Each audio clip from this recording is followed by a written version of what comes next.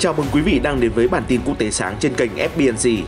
Dồn dập và mạnh mẽ, Nga và Trung Quốc đang thắt chặt mối quan hệ song phương giữa lúc đối đầu gay gắt với kình địch chủng. Mối quan hệ đang nở hoa chắc chắn mang lại nhiều lợi ích cho hai cường quốc.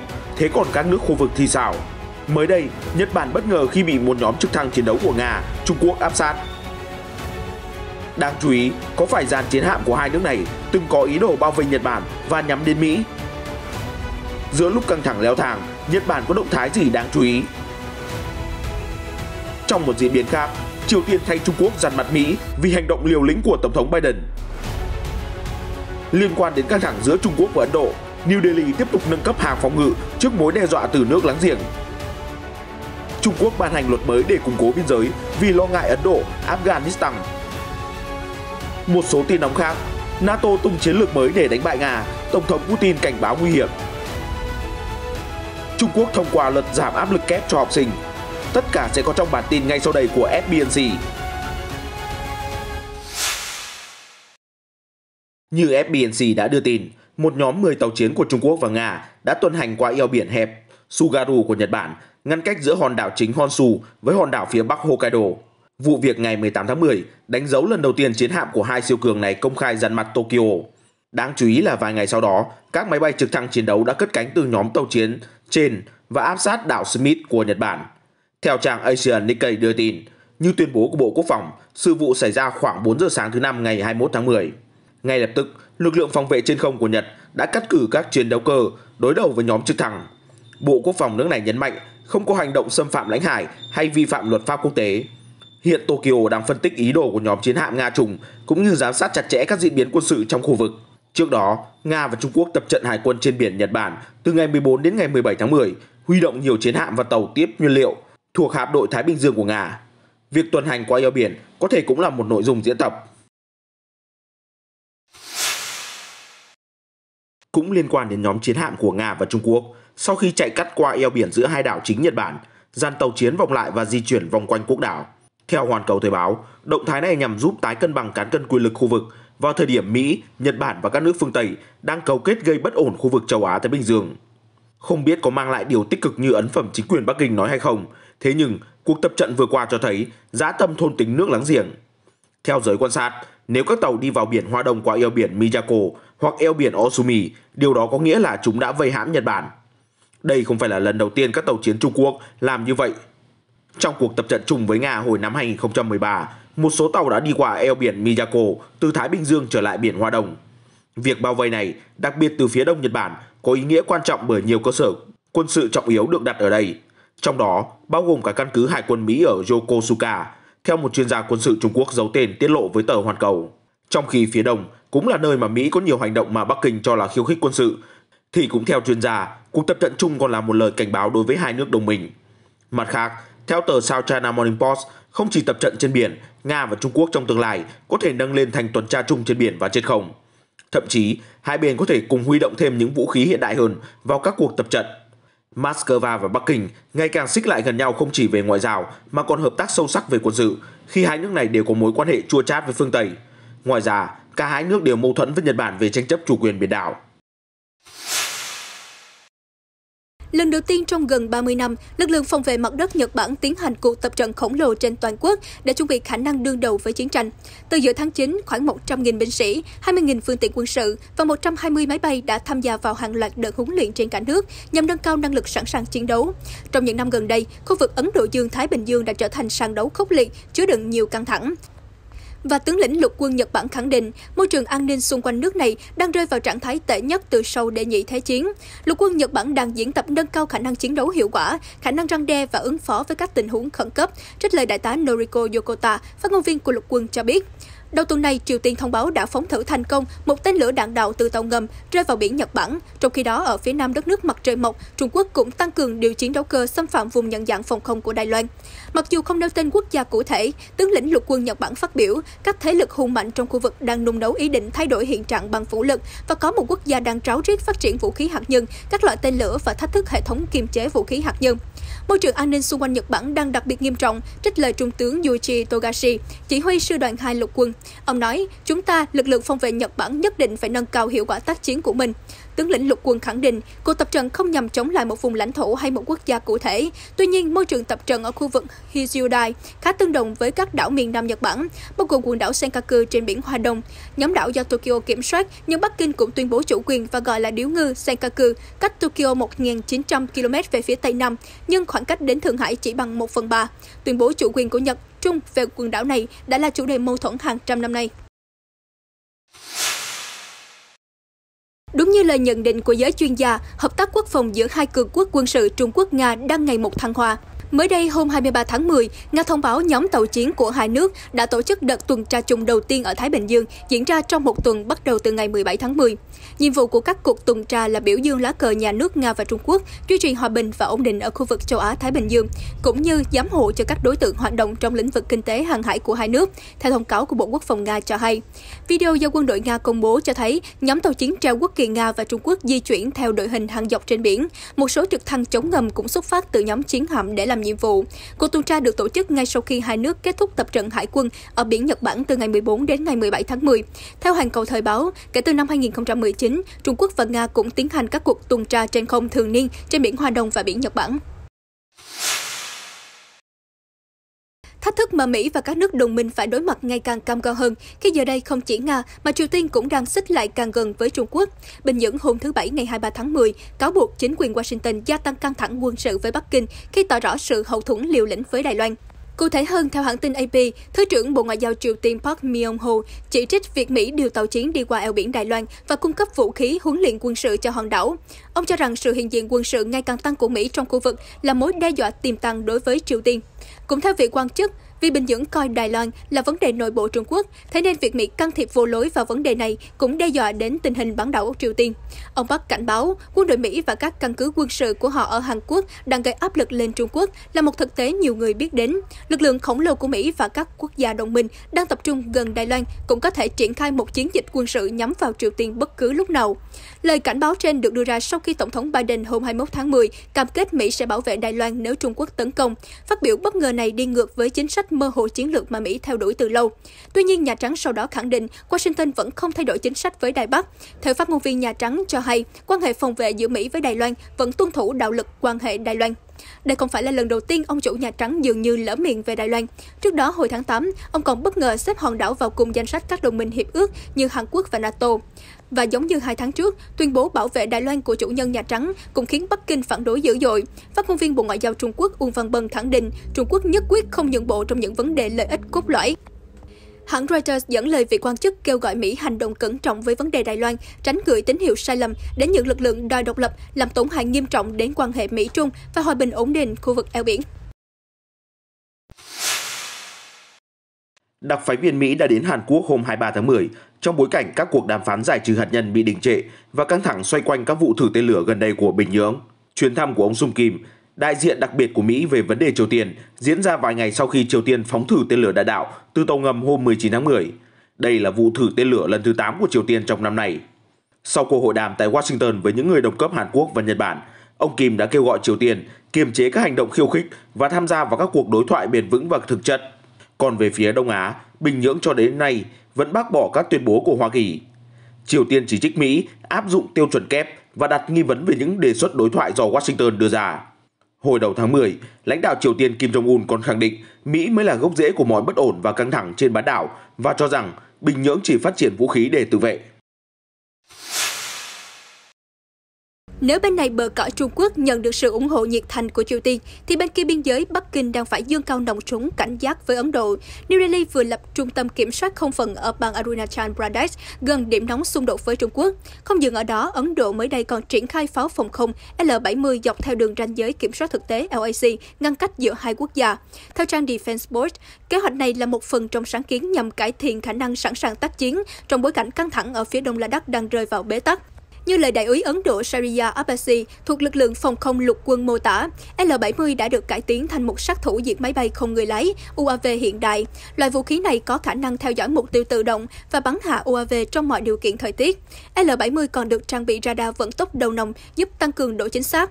Khẩu pháo cũng có thể được tích hợp với các radar chiến thuật và điều khiển hỏa lực để tăng thêm tính linh hoạt. Ngoài pháo phòng không, Ấn Độ cũng triển khai siêu lựu pháo M7777 và pháo hạm Bofors dọc biên giới với Trung Quốc. Hàng ngàn binh lính Ấn Độ và Trung Quốc vẫn ở trong tình trạng đối đầu tại khu vực vùng Cao Ladakh từ năm 2020, dù hai bên đã tiến hành hàng chục vòng đàm phán để hạ nhiệt căng thẳng. Trong bối cảnh bế tắc, quân đội hai bên đã không ngừng tăng cường củng cố hệ thống phòng thủ bằng những loại vũ khí tiên tiến trong những tháng gần đây. Cơ quan lập pháp hàng đầu Trung Quốc vào hôm thứ Bảy 23 tháng 10 đã thông qua luật mới nhằm củng cố biên giới trên bộ giữa lúc tranh chấp lãnh thổ gay gắt với Ấn Độ, cộng thêm lo ngại về làn sóng chủ nghĩa cực đoan bùng phát từ Afghanistan. Theo báo Nikkei, động thái mới của Trung Quốc là nhằm bảo đảm xung đột biên giới không bùng nổ ngay trước thềm đại hội 5 năm của đảng cầm quyền vào mùa thu năm 2022 để chọn ra người lãnh đạo đất nước. Theo luật mới, lực lượng cảnh sát vũ trang nhân dân và Cục An ninh Công cộng hiện có trách nhiệm duy trì trật tự ở Trung Quốc, có thể được điều chuyển đến canh giữ vùng biên giới cùng với lục quân. Các lực lượng sẽ cùng nhau xử lý những vấn đề nghiêm trọng, bao gồm tấn công bạo lực cực đoan và vượt biên trái phép. Luật cũng quy định rằng vũ khí có thể được sử dụng để chống lại những người vượt biên trái phép nếu họ có hành vi bạo lực, đồng thời cấm sử dụng máy bay không người lái và máy bay mô hình ở gần biên giới mà không được cho phép. Luật do Ủy ban Thường vụ Đại hội đại biểu Nhân dân toàn quốc vừa thông qua quy định rằng các cơ sở hạ tầng cho giao thông, thông tin liên lạc, giám sát và quốc phòng có thể được xây dựng ở gần biên giới thuộc phía lãnh thổ Trung Quốc. Luật cũng quy định rằng không tổ chức hoặc cá nhân nào có thể xây dựng các công trình gần biên giới mà không có sự chấp thuận của Trung Quốc. Luật còn quy định rằng chính phủ và chính quyền địa phương có nghĩa vụ thực hiện các biện pháp để bảo vệ sự ổn định của các dòng sông và hồ xuyên biên giới. Đây được xem là điều khoản nhằm bảo vệ trực tiếp lợi ích của Bắc Kinh trước New Delhi. Sông Brahmaputra bắt nguồn từ khu tự trị Tân Tạng của Trung Quốc, là nguồn cung cấp nước quý giá cho Ấn Độ. Nhiều ý kiến cho rằng giới chức Trung Quốc có thể can thiệp vào nguồn nước một khi xung đột xảy ra, viện dẫn lý do bảo vệ và sử dụng hợp lý sông hồ theo quy định của điều luật mới. Cùng lúc đó, Afghanistan vẫn chìm trong bất ổn từ khi Taliban nắm quyền và Bắc Kinh lo ngại các nhóm phiến quân Hồi giáo từ Afghanistan có thể gắn kết hơn với người dân tộc thiểu số ở khu tự trị Tân Cương. Điều luật mới sẽ cung cấp cho Trung Quốc công cụ pháp lý để tăng cường giám sát người nhập cư từ Afghanistan và một số nước Trung Á khác như Tajikistan. Các bộ trưởng quốc phòng NATO đã bật đèn xanh cho một chiến lược lớn mới nhằm đánh bại Nga trong bất kỳ cuộc xung đột toàn diện nào có nguy cơ xảy ra. Cụ thể, hôm thứ Năm, các bộ trưởng NATO gặp mặt ở Brussels để ký kết chương trình mới có tên răn đe và phòng thủ khu vực châu Âu Đại Tây Dương. Theo Tổng thư ký NATO Jens Stoltenberg, đây là một phần nỗ lực để thắt chặt khối liên minh của chúng ta bằng những kế hoạch tốt hơn và tiên tiến hơn. Các quan chức của Liên minh phương Tây khăng khăng cho rằng họ không tin xung đột với Nga sắp diễn ra, nhưng dù sao vẫn cần chuẩn bị trước. Theo đó, quân đội NATO đang sẵn sàng cho cuộc chiến với Nga ở cả khu vực Baltic và trên khắp Biển Đen. Kế hoạch tác chiến cũng sẽ tập trung vào các loại chiến tranh phi truyền thống, bao gồm sử dụng vũ khí hạt nhân, tấn công mạng và thậm chí là xung đột trong không gian. Trước động thái của NATO, phát ngôn viên Điện Kremlin Dmitry Peskov cho rằng khối liên minh này thảo luận chiến lược mới đã xóa tan mọi hy vọng hàn gắn mối quan hệ trong tương lai, không ích gì khi đối thoại trong điều kiện như vậy, ông Peskov tuyên bố và nói thêm, khối NATO không phải được tạo ra vì hòa bình mà nó được nhận thức, thiết kế và tạo lập cho các cuộc chạm trán. Bảo vệ cho các biện pháp mạnh mẽ của NATO, Tổng thư ký Stoltenberg đầu tuần này nói với phóng viên, khối liên minh hoan nghênh nỗ lực của Mỹ để đối thoại có ý nghĩa và chiến lược với Nga, bao gồm việc gia hạn hiệp ước vũ khí nguyên tử New START. Tuy nhiên, ông Stoltenberg nói thêm, mối quan hệ giữa NATO và Nga đã rơi xuống mức thấp nhất từ sau chiến tranh lạnh. Và đó là do hành vi của Nga. Họ đã xâm lược các nước hàng xóm, sáp nhập một vùng lãnh thổ của quốc gia khác và đầu tư mạnh mẽ để cải thiện khả năng hạt nhân. Tổng thư ký cáo buộc Moscow đã can thiệp vào quá trình dân chủ của các thành viên NATO và chúng ta đã nhìn thấy Nga có hành động hiếu chiến đối với các thành viên của khối. Ngược lại, Nga gần đây cũng cảnh giác cao độ khi hàng loạt chiến hạm và chiến đấu cơ Mỹ rình rập ở biên giới. Đầu tuần này, hai tiêm kích Nga đã hộ tống máy bay ném bom chiến lược P-1B của Mỹ trên Biển Đen, chỉ vài ngày sau khi thủy thủ Nga can thiệp vào hải trình của tàu Mỹ USS Chaffee trên vịnh Peter Đại Đế, theo Moscow tuyên bố. Phát ngôn viên Bộ Ngoại giao Nga Maria Zakharova cũng đáp trả thẳng thắn phát biểu của sếp NATO Stoltenberg. Nữ phát ngôn viên cho rằng mối quan hệ song phương còn tồi tệ hơn những ngày đen tối nhất thời chiến tranh lạnh. Trong khi đó, khi phát biểu tại diễn đàn Vandai hôm thứ Năm, Tổng thống Nga Vladimir Putin cáo buộc Mỹ mở đường cho Ukraine gia nhập NATO. Theo ông Putin, dù cho nước Đông Âu chưa gia nhập Liên minh phương Tây ở thời điểm hiện tại, NATO cũng đã tăng cường triển khai quân sự ở Ukraine, tạo ra hiểm họa đối với Liên bang Nga. Ngày mai tên lửa có lẽ sẽ xuất hiện gần Kharkov, chúng ta sẽ phải ứng phó như thế nào? Họ đang đặt tên lửa ngay dưới mũi chúng ta, ông Putin tuyên bố. Có thể thấy căng thẳng sẽ còn tiếp tục leo thang giữa Nga và khối liên minh NATO do Mỹ dẫn đầu.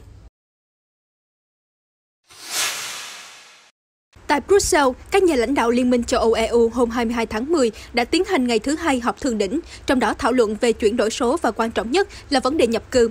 Chủ đề nhạy cảm và gây chia rẽ về đối xử với người nhập cư đặt chân tới lãnh thổ châu Âu là một vấn đề nghị sự quan trọng của khối. Gần đây, EU cảnh giác khi dòng người nhập cư từ Belarus tăng vọt và Brussels đổ lỗi cho Minsk cố tình gây ra việc này. Tổng thống Litva Gitanas Nausėda kêu gọi EU nhanh chóng sửa đổi luật tị nạn và dựng lên hàng rào để bảo vệ các thành viên của khối trong ngắn hạn trước làn sóng di cư ồ ạt từ Belarus.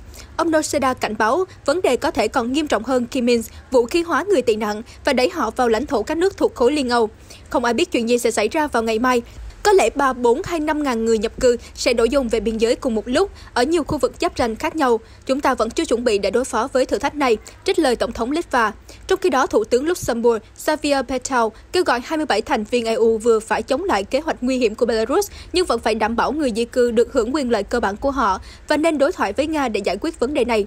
Thủ tướng Bỉ Alexander De Croo kêu gọi EU hành động với sự đoàn kết và giúp đỡ lẫn nhau. Ông nói, không thể để cho một vài quốc gia nỗ lực che chở cho những người cần được giúp đỡ. Để có thể ứng phó vấn đề nhập cư ở mức độ châu lục, tất cả mọi người phải đoàn kết cùng nhau. Tân Thủ tướng Áo Alexander Schallenberg, người vừa nhậm chức hôm 11 tháng 10 cũng kêu gọi EU hành động nhanh chóng với vấn đề nhập cư. Ông tuyên bố 8 kế hoạch đã có sẵn trên bàn và giờ là lúc để thực thi. Công chúa Marco vừa đón sinh nhật lần thứ 30 vào hôm qua ngày 23 tháng 10, cũng là dịp sinh nhật cuối cùng với tư cách thành viên Hoàng gia Nhật Bản. Công chúa Marco sắp tổ chức đám cưới với hôn phu Kei Komuro vào thứ Ba, ngày 26 tháng 10. Việc kết hôn với thường dân nghĩa là công chúa cũng từ bỏ địa vị hoàng gia. Cơ quan nội chính Hoàng gia Nhật Bản mới đây đã công bố hình ảnh và video công chúa Marco đi dạo quanh cung điện với em gái nhân dịp sinh nhật, nhưng cơ quan chính phủ Nhật không bình luận gì thêm. Cách đây 3 năm, công chúa Marco đã đính hôn với bạn trai lâu năm Komuro. Cả hai vượt qua những lùm xùm tài chính của mẹ Komuro với người chồng cũ. Sự việc bị truyền thông vùi dập đến nỗi công chúa đã mắc chứng rối loạn căng thẳng sau sang chấn PTSD. Dù vậy, công chúa Marco mới đây đã gặp gỡ hôn phu Komuro sau khi anh từ New York trở về Nhật và hoàn thành thời gian cách ly.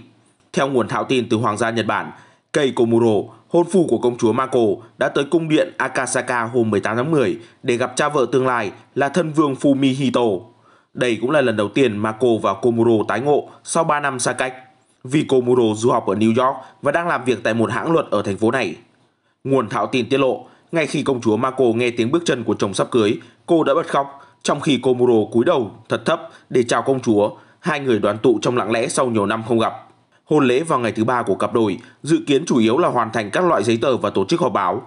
Mặc dù việc cưới thường dân đã không còn xa lạ trong Hoàng gia Nhật Bản, thế nhưng điều bất ngờ là công chúa Marco còn từ chối số tiền hồi môn 1,3 triệu đô la. Hôn lễ cũng sẽ không rườm rà và có quá nhiều nghi thức truyền thống. Sau hôn lễ vào thứ Ba tuần sau, Komuro và Marco sẽ rời khỏi Nhật Bản, bắt đầu một cuộc sống mới ở New York. Trung Quốc vừa thông qua luật giáo dục mới nhằm cắt giảm áp lực kép của việc làm bài tập về nhà và học thêm ngoài giờ các môn học chính cho học sinh. Luật chưa đưa ra thông tin chi tiết, nhưng sẽ có nội dung buộc chính quyền địa phương có trách nhiệm đảm bảo việc giảm áp lực này.